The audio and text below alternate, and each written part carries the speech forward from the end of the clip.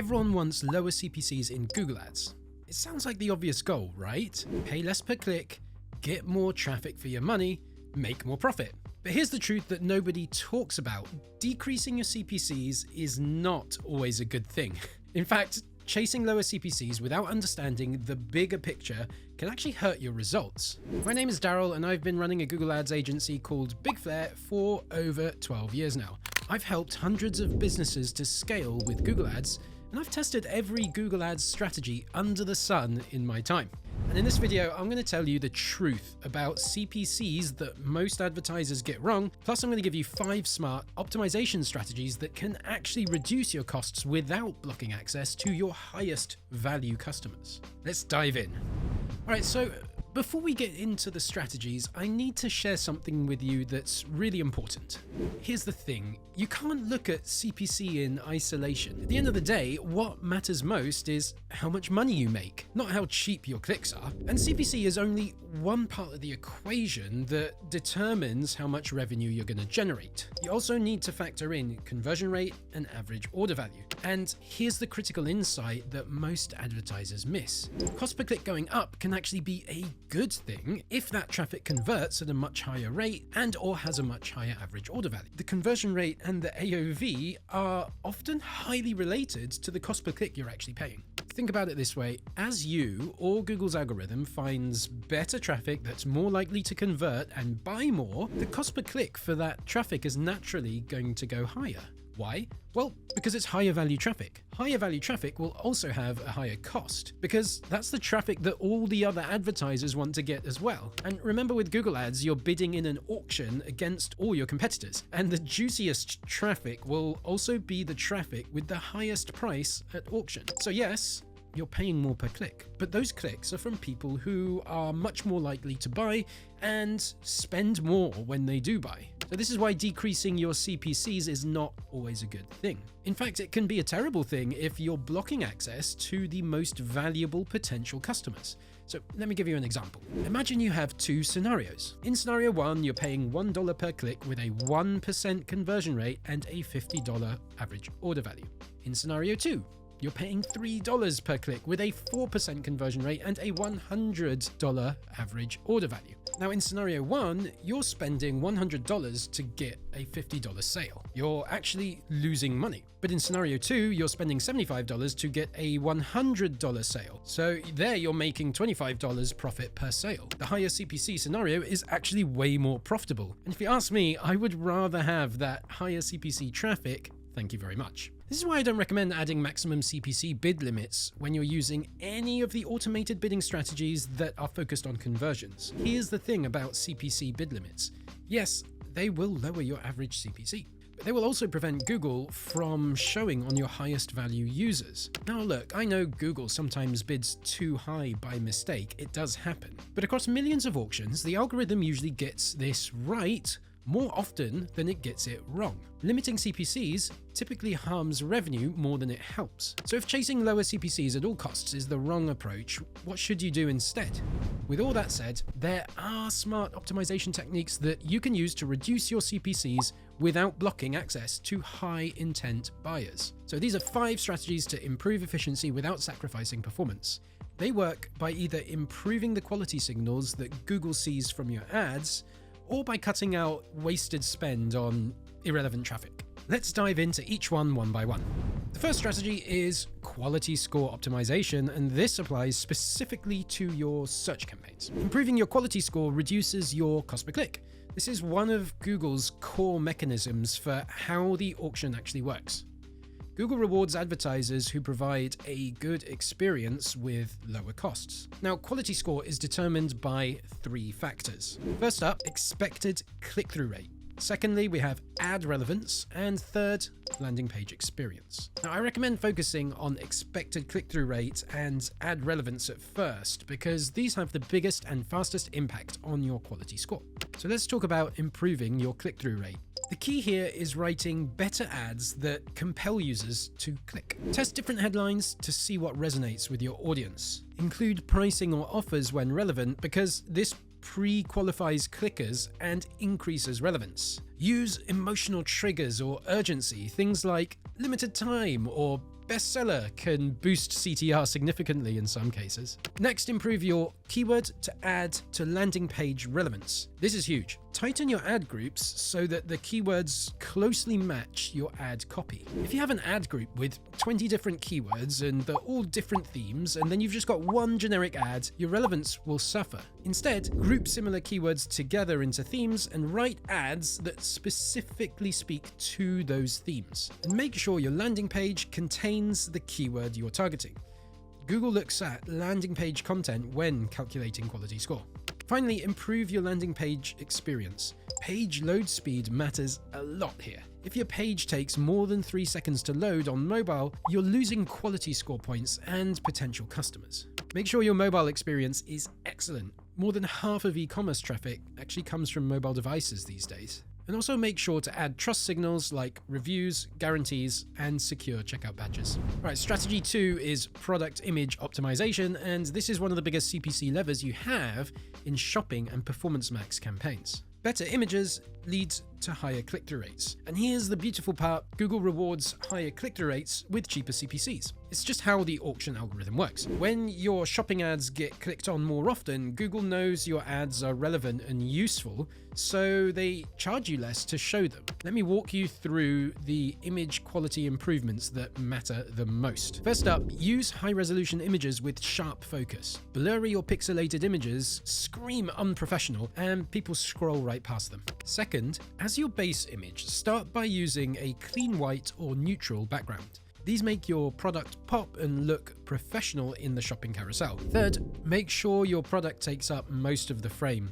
If your product is tiny in a sea of white space, it's not going to stand out against your competitors. Fourth, test showing your product in use or in a lifestyle context. Test this against the plain white background image to see which one gets the higher CTR. People tend to connect with images that help them visualize actually using the product. A yoga mat shown with a person doing yoga on it will often outperform the same yoga mat but photographed flat on a white background. And fifth, once you have tested the plain background image and the product in use image, test multiple other angles or variations. What works for one product category might not work for another one. Even small improvements in CTR, likely 10 to 20%, can translate to meaningful cost per click reductions over time. Before we get to the next strategy, I just want to let you know something that could really help if you're serious about scaling your Google Ads. I'm offering a $250 Google Ads video audit where I personally review your account and show you exactly what's holding you back and what opportunities you're missing. You'll get a 15-minute video audit and screen share from yours truly. I'll record a loom where I dig through your account and show you what you need to do next to grow. I'll identify problem areas where you're wasting spend and growth opportunities where you could be scaling revenue. And I'll also tell you the exact next steps to fix all these issues.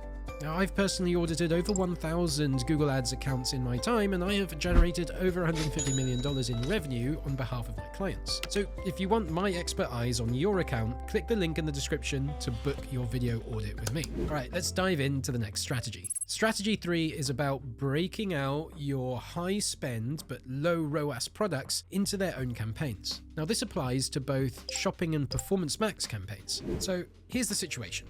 In most e-commerce accounts, you'll have some products that spend a lot of money but deliver poor ROAS. Maybe they get plenty of revenue, but the system is also just bidding way too high and bringing in a loss-making ROAS. These products are dragging down your overall account performance and pushing up your overall cost per click. So the solution here is to move them out into their own dedicated Performance Max or shopping campaign.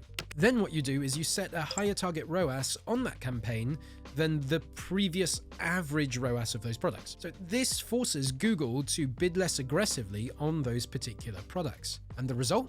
Your cost per click goes down, your ROAS goes up. So let me give you a concrete example. Say you have a product that's spending $1,000 per month, but it's only delivering a 250% ROAS. 250% is maybe below your overall target, and it's dragging your averages down across the campaign. So you take that product and others like it, and you move them to their own dedicated campaign, and then you set a 400% target ROAS. Now Google will reduce CPCs on those high-cost products because it needs to hit that higher efficiency target, and the those low ROAS products are no longer being averaged up in their ROAS by the high ROAS products that were in the same campaign. As a result, your cost per click decreases and your spend on those products will decrease. And whatever spend remains is going to be much more efficient at a higher ROAS. This technique gives you control over your underperformers without killing them completely.